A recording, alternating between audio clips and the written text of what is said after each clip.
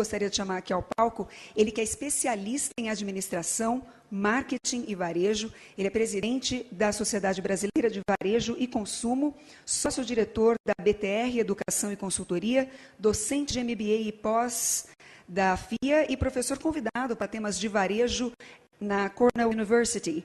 Receba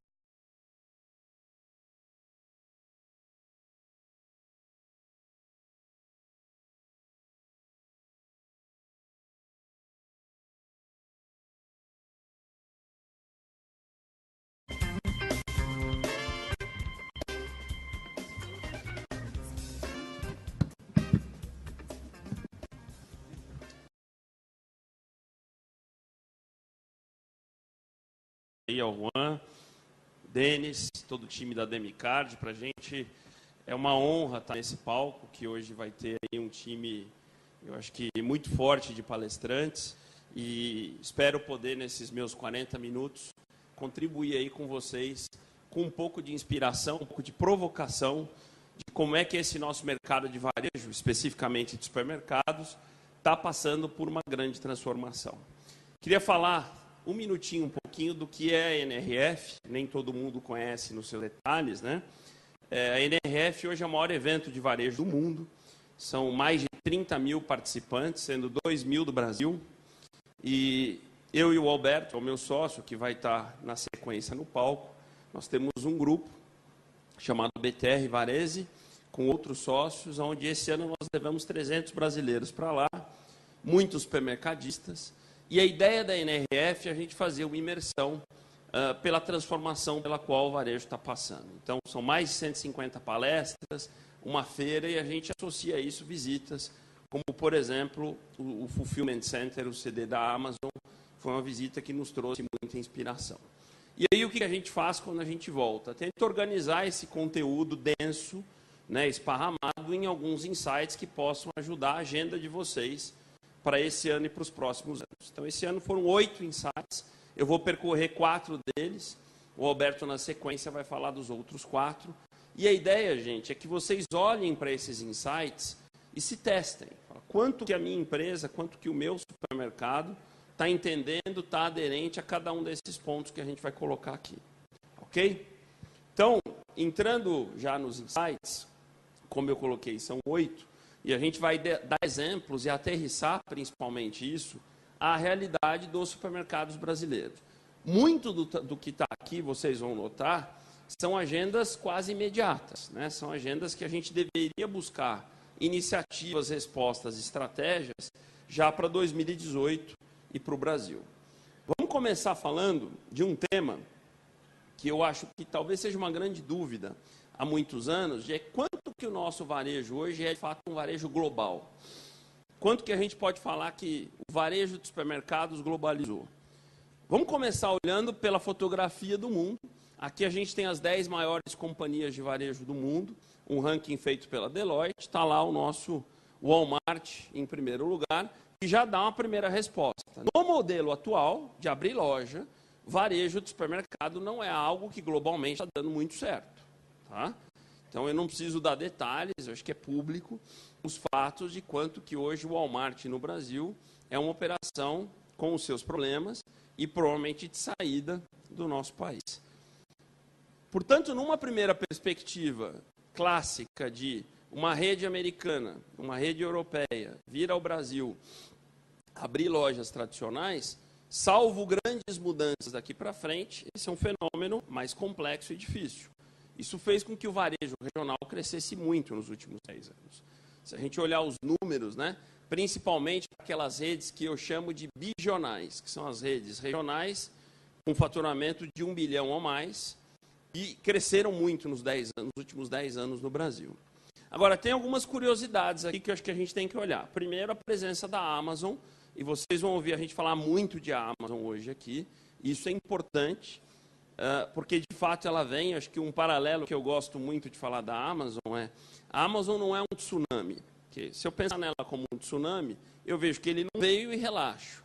A Amazon é um aumento de maré, que vai subindo a água, você não percebe, e quando você vê, ela já tomou conta. Isso tem acontecido nos Estados Unidos, tem acontecido na Inglaterra, tem acontecido em outros países. Outro fenômeno muito importante para vocês aqui é a força, a potência das redes alemãs de hard discount. Então, a gente tem ali o quarto maior varejista do mundo, Schwarz Group, o oitavo Aldi Group, que são o Schwarz Group é a Lidl, né, que são formatos únicos de loja, discount, algo muito parecido do que o Dia faz no Brasil, mas com uma orientação ainda mais forte para desconto, para custo e para marca própria, que hoje, para o Walmart americano, né, ele tem de um lado a Amazon, do outro os hard discounters, investindo muito nos Estados Unidos. Então, essa é a primeira fotografia. Uma dúvida que muita gente tem é, Eduardo, transformação, ou a disruptura, que é uma palavra que vem sendo usada muito, né, apesar de no português ela ainda não existir, vem de disruption, é algo real ou ainda é algo teórico? Então, vamos da prática para a teoria. Se a gente olhar quem eram os 10 maiores varejistas do mundo 15 anos atrás, ou em 2001, né, a gente percebe que ela é prática, essa toda disruptura. As coisas estão mudando. Apenas 4 das 10 empresas que figuravam entre as 10 mais importantes do mundo continuam entre as 10. E a gente tem entradas como a da Amazon que mostram e simbolizam o quanto isso tem mudado. Outro fenômeno importante é o avanço da Ásia nesse mercado global. Então, quando a gente olha o share, né, dos varejistas globais, e a outra empresa que vocês vão ouvir a gente falar muito hoje aqui é o Alibaba, que tem hoje a operação de supermercado mais inovadora, mais sofisticada que se tem notícia, mais do que a Amazon Go, que é o Hema, que tem lojas hoje em algumas cidades da China, e a gente vai falar um pouquinho dela para vocês.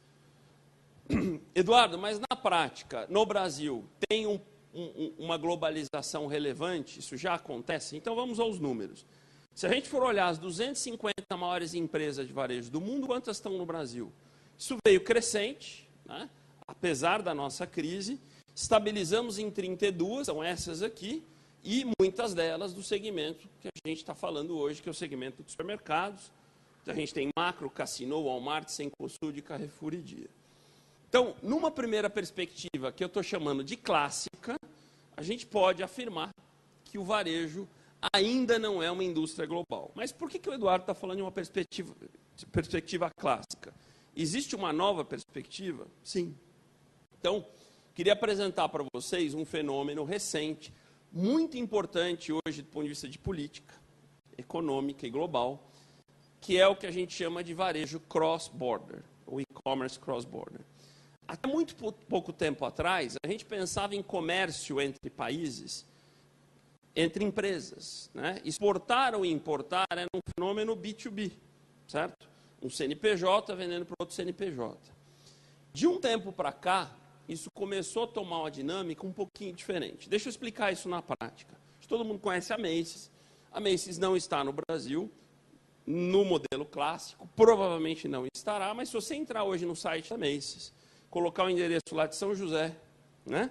Você vai conseguir comprar na Macy's e receber em São José, pagando frete, pagando os impostos, e acreditem, em alguns casos, mesmo com o frete, com os impostos, esse produto vai chegar na tua casa mais barato do que uma loja de um shopping tradicional.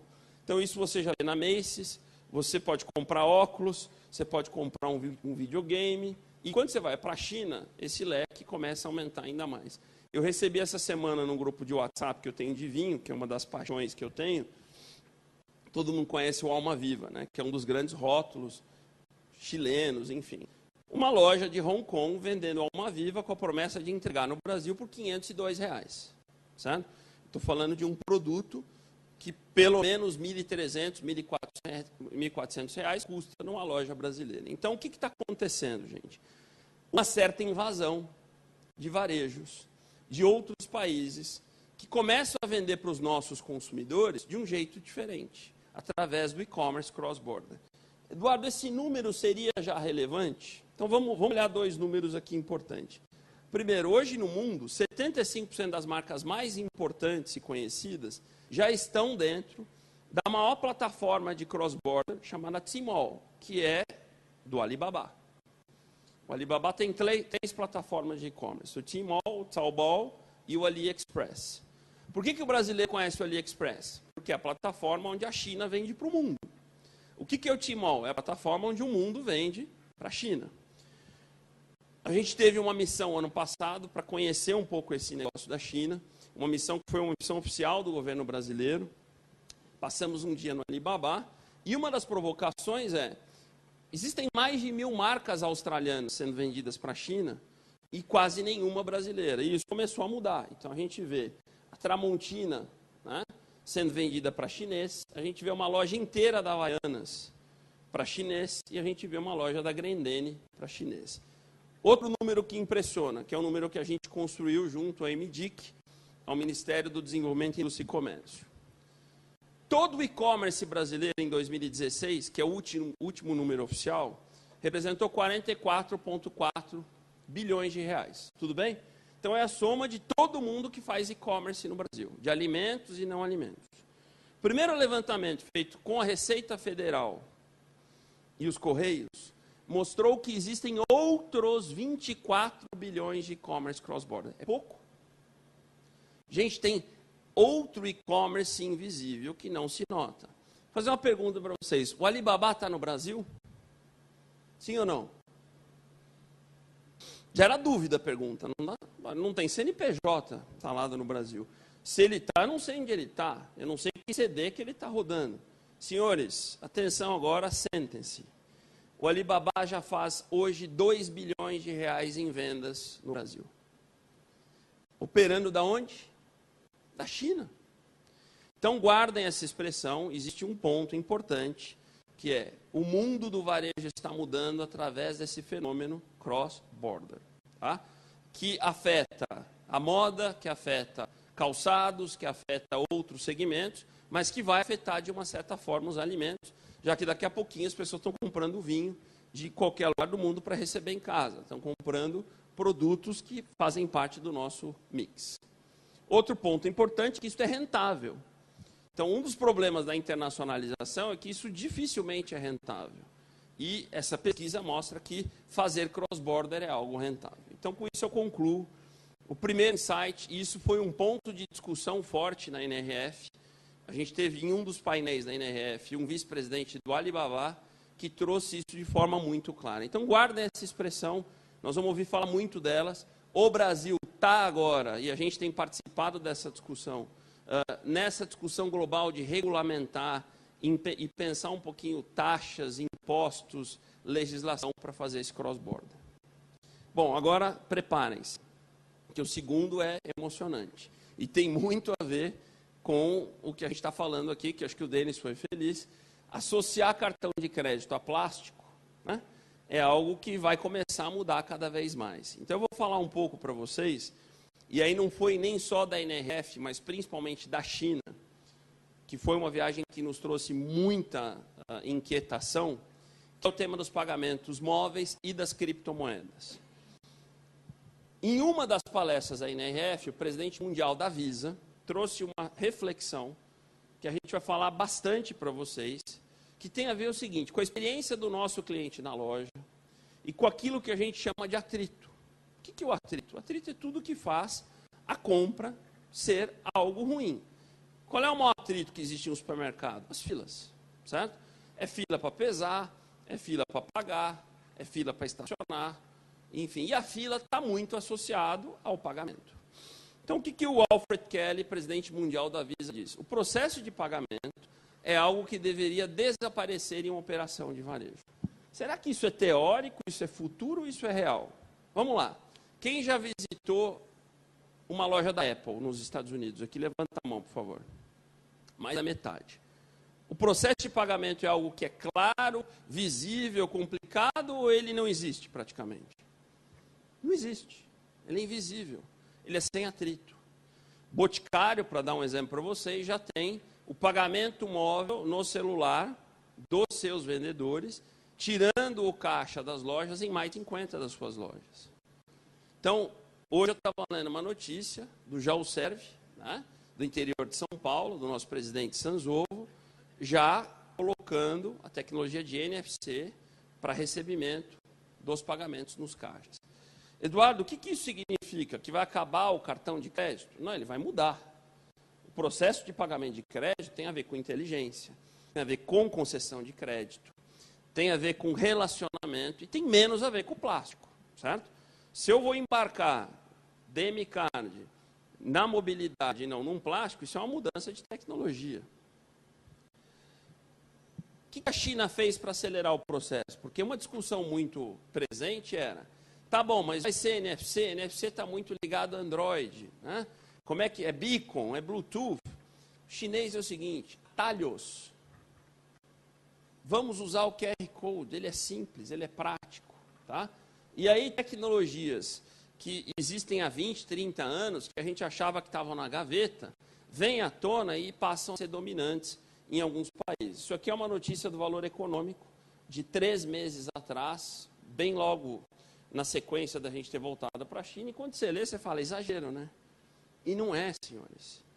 O papel moeda, a circulação de dinheiro na China caiu 90% em 5 anos. E a gente começa a olhar para o dinheiro, o papel moeda, e fala assim, caraca, é ruim mesmo, né? Porque tem problema de troco, tem problema de segurança, tem problema de roubo, tem falsificação, tem isso e tem aquilo. Falou, bom, ele é um bicho cheio de problemas. E isso na China começa a ser uma realidade. A Suécia é outro país que está muito avançada nisso. E a gente vai, muito em breve, se eu pudesse estar daqui a 3 anos aqui, eu garanto para vocês que nós vamos transformar de forma muito rápida e radical a maneira com que a gente paga as coisas no varejo, embarcando isso tudo em pagamentos eletrônicos. Quando a gente vê essa foto, que é o Hema, né, o supermercado do Alibaba na China, tenho certeza que tem gente que olha e fala assim, tá vendo, já sabia. Isso é coisa de jovem milênio rico, né? Portanto, é nicho. Portanto, aquela minha cliente, Dona Maria, de 65 anos, que vai 2 vezes por semana na loja, não vai embarcar nisso. Só que aí, quando eu mostro essa foto, que fui eu que tirei, aí começa a cair um pouco mais a ficha. Que eu já não estou falando de uma milênio, eu estou falando de uma senhora, lá pelos seus 70 anos, exatamente na mesma dinâmica, utilizando o aplicativo para olhar ofertas, entender a loja e, principalmente, pagar aquilo. Quem ainda não se convenceu, tá? Falaram, mas ela deve ter dinheiro. Isso é coisa de classe média alta, é coisa de classe AB. Então tem um vídeo que circula na internet, real, que mostra nas ruas de Xangai como é que ficou um processo que a gente tem muito no Brasil, infelizmente, seriam mendigos, pedintes, né?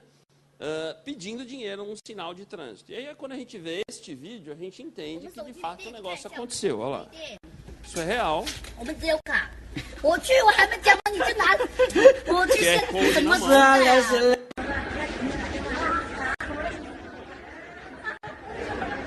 Próximo, vai ficar claro qual é o processo. Senhora, ó, não tenho troco, estou sem dinheiro. Ela vai lá e puxa o código. Certo? O que é isso na prática, né? Com um QR Code, a gente cria um conceito que vai transformar socialmente os países. Só para vocês terem uma ideia, na China, a gente saiu de uma China com um pouco mais de 200 milhões de chineses bancarizados para 1 bilhão de chineses bancarizados através do que a gente vai chamar de carteiras digitais. Porque aquela senhora pedindo dinheiro no sinal, que tem que ter um celular, que se você não tiver um celular, você não vive hoje, tá? Isso no Brasil já é quase realidade. A hora que eu, Eduardo Terra, bancarizado, posso transferir dinheiro de um cartão DMCard para ela, eu sou bancarizado, ela não é. Eu coloco R$200 na carteira digital dela. Ela sai dali, vai no supermercado e compra pão, né, com o celular, tendo uma carteira digital embarcada. Então, isso é real, é muito forte, e a gente começa a ter um mundo regido pela mobilidade. Só para vocês terem uma ideia, 6% de todo o varejo mundial hoje já é pelo celular, né? No e-commerce, o celular já é dominante. O ano passado, o comércio móvel passou a representar quase 60% de todo o comércio eletrônico. Então, não dá para a gente pensar hoje, no médio e no longo prazo, uma estratégia de um supermercado sem a gente trazer a mobilidade, o telefone celular. Já vou falar um pouquinho mais disso. Vamos falar um pouquinho agora, ainda dentro do tema pagamentos, de algo que é mais para a gente desmistificar descomplicar, que é a história das criptomoedas, né? Os famosos bitcoins, que conceitualmente é a principal criptomoeda, não é a única, né? Como é que isso está se dando? Primeiro, vamos lá. Hoje, criptomoedas não são moedas transacionais. Espera aí, explica o que é isso na prática. Vocês acham que um cliente toparia esperar 1 hora no caixa para eu processar um pagamento em Bitcoin no supermercado? Claro que não, né? Porque é o tempo que leva para você fazer o processamento de um pagamento usando um Bitcoin. Ah, mas eu li, Eduardo, que a Reserva, aquela marca bacana do Rio de Janeiro, está aceitando Bitcoin no e-commerce. No e-commerce eu consigo esperar 3 horas para processar um pagamento usando criptomoeda. Mas a tese que a gente tem, e eu tenho estudado nos últimos meses, nos últimos 8 meses especificamente, muito esse assunto, e eu me convenci de algumas coisas, tá? Que eu quero dividir com vocês. Primeiro, assim, isso não é mais fumaça. A gente tem aproximadamente, aí esse número flutua, né? Os bitcoins caíram muito de valor nos últimos meses, mas 600 bilhões, é quase uma Amazon, em já valor de mercado nas criptomoedas, muito concentrado aqui no Bitcoin.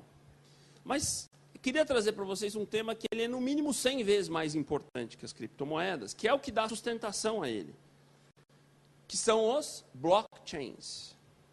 Esse sim é uma revolução, tá?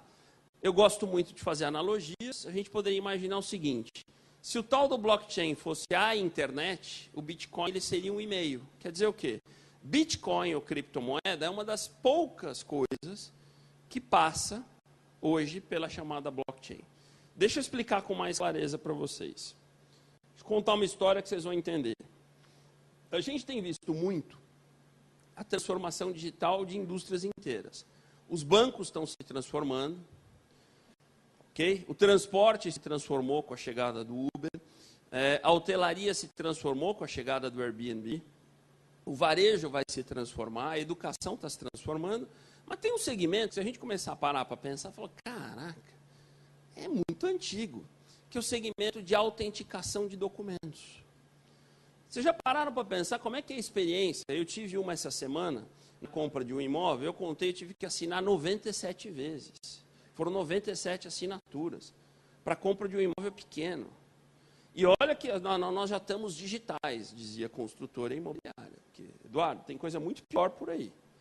Se já tiver a experiência recente de ir a um cartório, reconhecer firma. Gente, nós estamos em 2018. Quando você olha, o cara pega um livro, pega lá o que você fez um dia, compara com o que você fez hoje, por semelhança, fala, é o Eduardo. Blockchain é a transformação disso tudo, gente. Blockchain vai ser uma plataforma dentro da mesma internet que a gente usa, que vai permitir que documentos sejam trocados entre empresas, entre pessoas, com nível de segurança, com nível de custo, com nível de facilidade infinitamente maior. Então, quem quiser mergulhar nesse assunto, eu gosto depois de dar as fontes, leiam esse livro, ele acabou de sair em português. Esse cara que é hoje considerado Don Tapscott e o filho dele, são as duas grandes autoridades nesse assunto. Eles estiveram no Brasil recentemente na Campus Party, e acabou de sair, como eu falei, em português. Então, quem quiser entender melhor isso, Carrefour, Renner, são só 2 pequenos exemplos de empresas que estão com projetos reais de blockchain. Então, olha só, indústria e varejo irão usar blockchain para rastrear alimentos. IBM reúne multinacionais para projeto de blockchain para varejo.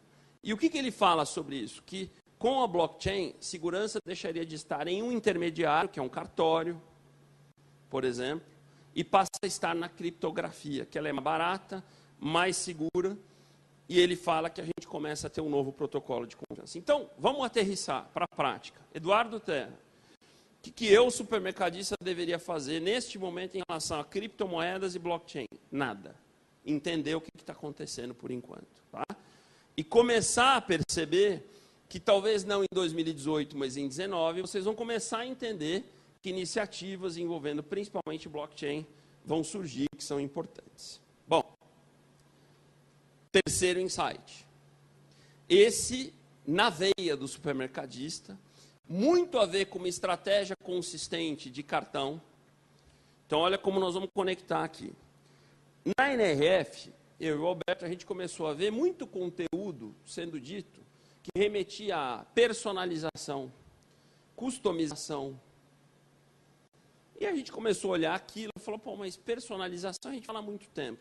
O que seria um nome, um termo guarda-chuva, que traduziria um pouquinho mais essas estratégias? Tem uma palavra que está no inglês, mas que a tradução é muito fácil, que é o bespoke, que na tradução literal quer dizer um sob medida, caiu como uma luva. Então a gente definiu o terceiro insight como teremos um varejo já, e eu vou mostrar para vocês como isso no Brasil já está acontecendo, mais sob medida. Vamos trazer isso para o supermercado.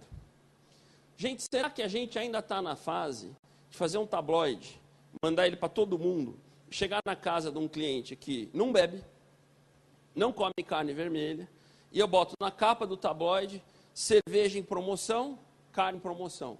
Será que aquele cliente no mundo, onde as coisas estão cada vez mais se personalizando, ele olha para aquilo e ele se identifica?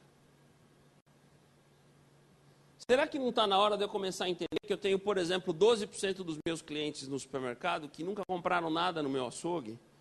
E que eu tenho que ter uma abordagem diferente para esse cliente do que compra toda semana no açougue? Será que não está na hora de eu começar a entender que 25% dos meus clientes nunca compraram nada na perfumaria? Que eu preciso entender porque que ele não compra na perfumaria. Então, bem-vindos a uma era bespoke. O que é uma era bespoke? É uma era onde nossas ofertas, as nossas lojas, não vão poder mais ser para todo mundo. Eduardo, você está falando de segmentação, clusterização, é mais que isso. Eu estou falando de personalização. Quem é que trouxe isso para o mundo de verdade? A Amazon. Experimentem comprar mais de 10 vezes na Amazon alguma coisa, aquilo fica perigosíssimo. Que quando você entra pela 11ª vez, aquela loja, ela parece que está feita para quem? Para você. O sortimento é para você, precificação é para você, as ofertas é para você. Então já tem gente fazendo isso.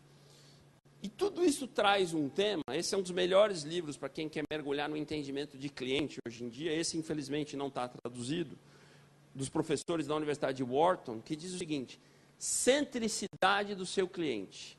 A gente erra nas estratégias quando a gente perde a ideia do que o cliente está pedindo. Muito projeto de tecnologia, comercial, de marketing, é quando a cabeça de alguém quis fazer aquilo que não é a cabeça do cliente. O bespoke, ele vai na essência disso. O que o meu cliente quer em termos de oferta, o que o meu cliente quer em termos de sortimento. E aí isso traz uma mudança de conceito, que eu vou explicar para vocês de uma forma prática. Uma das palestras que a gente teve na NRF foi do presidente do Head Global de e-commerce do Facebook, que trouxe uma frase absolutamente provocativa, que diz o seguinte: a gente está saindo de uma era que foi a vida inteira, o mundo inteiro, a história da humanidade foi assim, onde pessoas saíam das suas casas para buscar produtos e serviços, certo? E ainda é assim. O que está começando a acontecer? Está entrando numa era onde produtos e serviços vão atrás das pessoas. E para contar isso na prática, eu vou contar para vocês uma passagem que aconteceu com a minha mãe. Minha mãe, que tenta ser digital, né, como muitos, um dia me liga e fala assim: acho que fui hackeada. Falei, me conta melhor essa história. Estava meio sem sono essa noite e comecei a resolver pesquisar uma viagem para Roma. Ok? Então fui lá no Google, comecei a pesquisar Roma. Fiquei não muito tempo. E não contei nem para o seu pai ainda. Ninguém sabe. E eu estou preocupada que faz 3 dias que Roma não sai do meu pé. Eu entro no Facebook, é Roma para cá, Roma para lá. Eu entro no UOL, é banner de Roma. Aí eu fui digitar um e-mail, o meu Gmail, propaganda de Roma, me pegaram. Eu tive que explicar para minha mãe que ela estava certa e errada. Falei assim: te pegaram, mas não foi a turma do mal. Certo? Então não foi aquele hacker bandido. Mas te pegaram, porque hoje tudo que você faz online está, sim, monitorado e rastreado. Vocês entenderam que, na verdade, Roma está indo atrás da minha mãe, e não ela indo atrás de Roma mais? Como é que era o modelo anterior? A minha mãe abriu o jornal de domingo, impresso, ia ver aquele anúncio da CVC, ia ter ofertas para Buenos Aires, para Lisboa, não é isso? E aí, no meio daquilo ia estar Roma. Será que aquilo é eficaz, gente? Será que não é assim que a gente ainda faz oferta de supermercado? Mostrando tudo para todo mundo? Será que isso tem precisão? Será que isso é preciso? Eu acho que não. E aí, muita gente tem dito o seguinte, mas isso já está no Brasil? Gente, as duas maiores redes de varejo alimentar no Brasil, Pão de Açúcar, Carrefour, qual foi a grande estratégia comercial e de marketing que foi adotada no ano passado? Aplicativos de ofertas customizadas. Bespoke, que é isso aqui, ó. Tudo virando bespoke. Vamos assistir esse vídeo para vocês entenderem como a gente já tem bespoke no Brasil. Ó. O Pão de Açúcar vai revolucionar o seu jeito de comprar. Só quem sabe muito de seus clientes pode oferecer o desconto certo para a pessoa certa. Pão de Açúcar Mais apresenta Meu Desconto. Descontos personalizados só para você, só no aplicativo. Depois de ativar as ofertas, faça suas compras normalmente.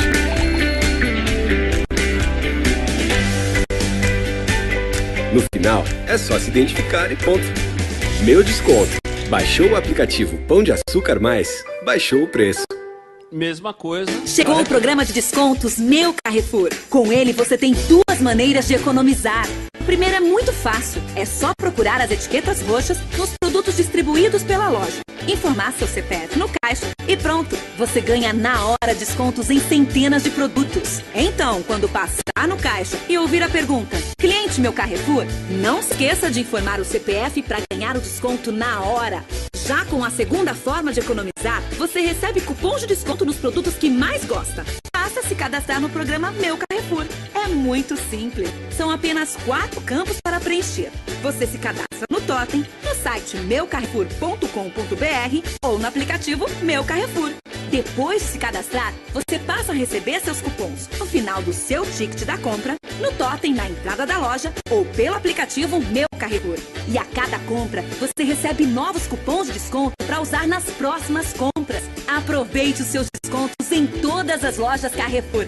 Pagar menos nunca foi tão fácil. Participe do programa de descontos Meu Carrefour. Acho que isso prova de que a gente não está falando de algo distante, que está lá na China ou só nos Estados Unidos. Isso chegou. Qual é a provocação para concluir esse terceiro insight? Coloquem na agenda de vocês uma estratégia de personalização. E aonde está a grande base para começar tudo isso? No cartão. Aí quem tem um trabalho consistente no cartão da loja está metade do caminho na frente dos outros, porque você tem dados, você tem clientes cadastrados e você tem uma base de relacionamento com eles. Para entrar no nosso quarto e último insight dessa parte, depois o Alberto vai falar dos 4 seguintes, a gente vai falar um pouquinho de tecnologia, né? Esse slide mostraria o que seria o nosso mapa de tudo que eu deveria ou poderia pensar para investir em tecnologia nas minhas lojas daqui para frente. Tem um monte de... Essa sopinha de letrinhas dá um pouco de dor de cabeça, você olha para ela e fala, meu Deus, né? E tem coisas mais práticas e chegando, como o CRM, que a gente já falou um pouquinho aqui, né? E outras que eu vou começar a mostrar. Antes da gente decodificar, a gente tem que entender o seguinte, tecnologia para quê? E a gente deveria sempre questionar, quando surge lá na mesa, um investimento em tecnologia. Então, por exemplo, os self-checkouts nos supermercados, que de 5 anos para cá, de fato, aconteceram, passaram a ser realidade. A pergunta é, isso melhora a experiência de compra do meu cliente?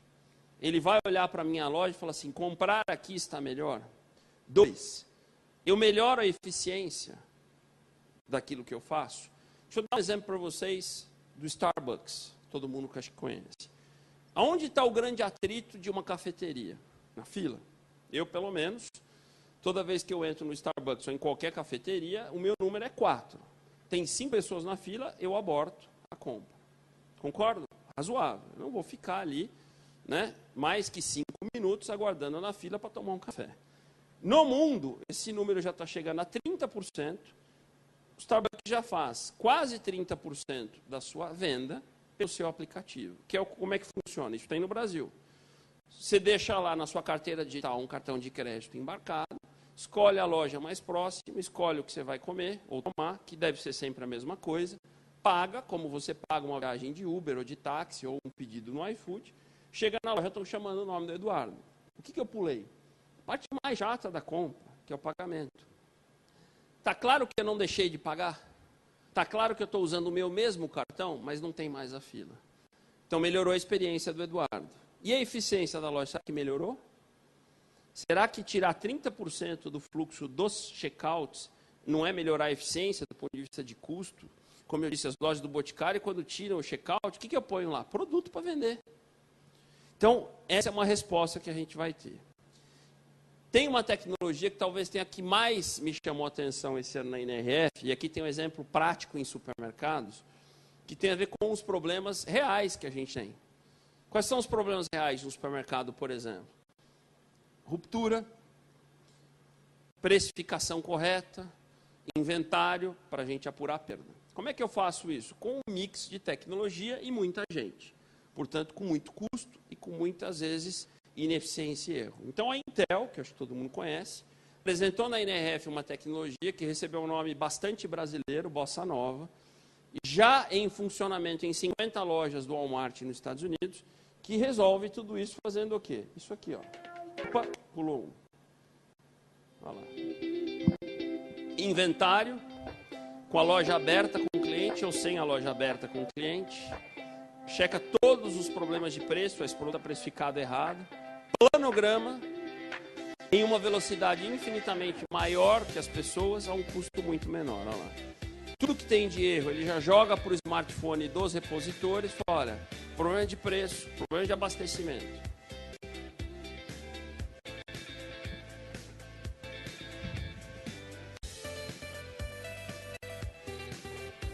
Estamos falando de tecnologia para trazer eficiência.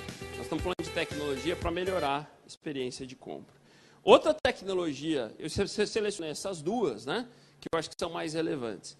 O varejo, pelo comércio eletrônico, vai mudar um pouquinho o seu jeito de ser. Então, vocês vão começar a ouvir falar muito no que a gente chama em inglês de conversational commerce, que é comércio usando a voz, a conversa.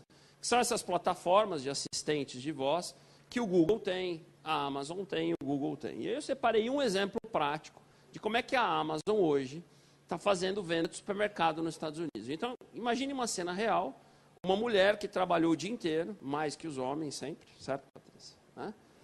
E chega em casa e tem ainda a sua segunda agenda de funções, que não é pequena, e aí a vida dela passará a ser mais ou menos assim, ó. Opa! Esse está sem a legenda, eu vou traduzir um pouco para vocês. Olha lá. Cantar em 15 minutos, gente. Olha lá, chegou em casa, tirou o sapato, claro. Alexa, order more dog food. Alexa, pede comida para cachorro. É o Alexa interagindo com ela. Esse dispositivozinho da Amazon. Falou o preço? Quer comprar? Yes. Sim. Alexa, Comprou. order trash liners. Eu preciso de saco de lixo, Alexa.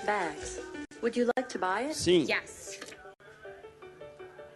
Alexa, what are your deals? Tem um presente para comprar que ela esqueceu. Including Lindor Chocolate Deluxe Gift Box. Would you like to buy it? Sim. Yes. Alexa, put on my Toca uma Getting It música Done legal para playlist. cozinhar, Alexa.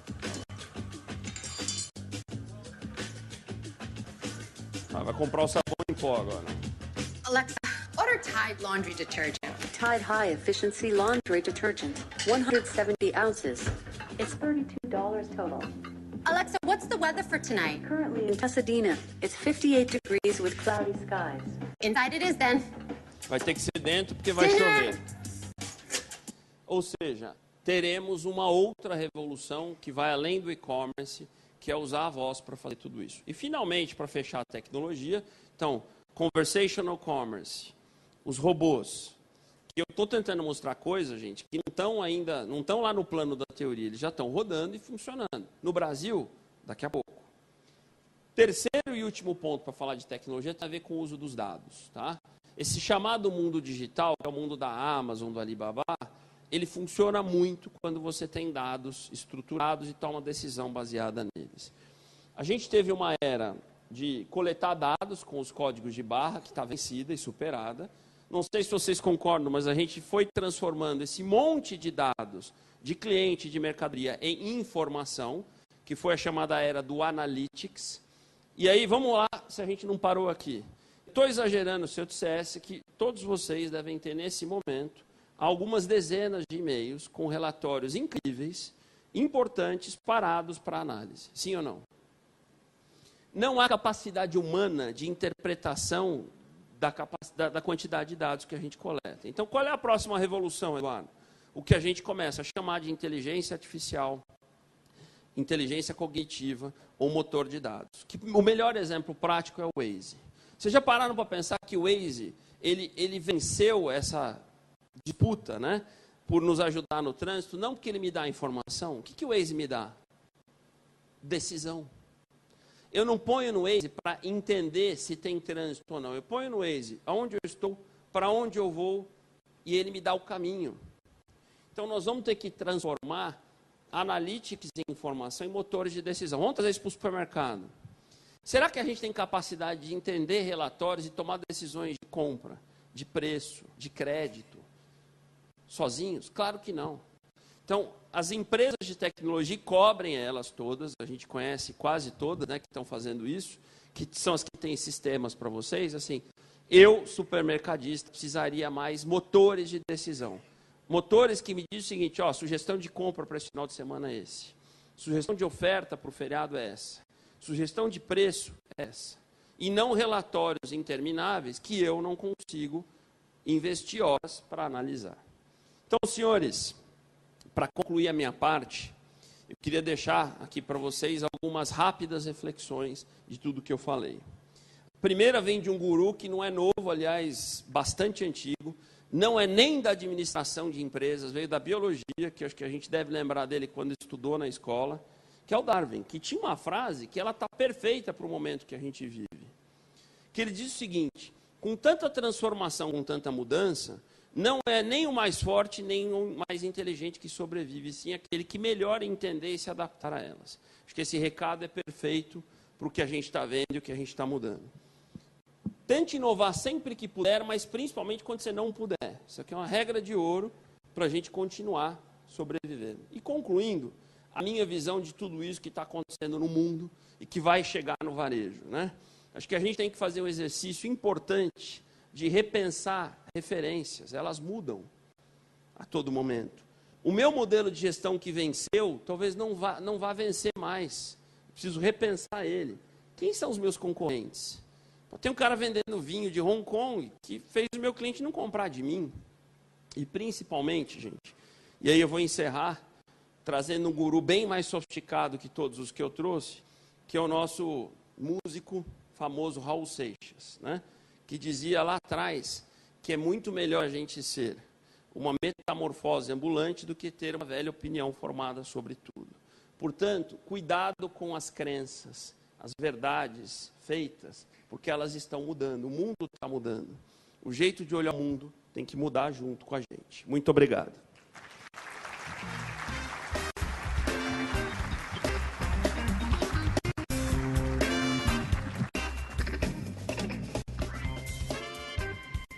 Bom, nossos sinceros agradecimentos, então, então, a Eduardo Terra. Nós vamos, então, aproveitar, depois de todas essas informações, acho que a gente tem muita coisa passando aqui na mente, ainda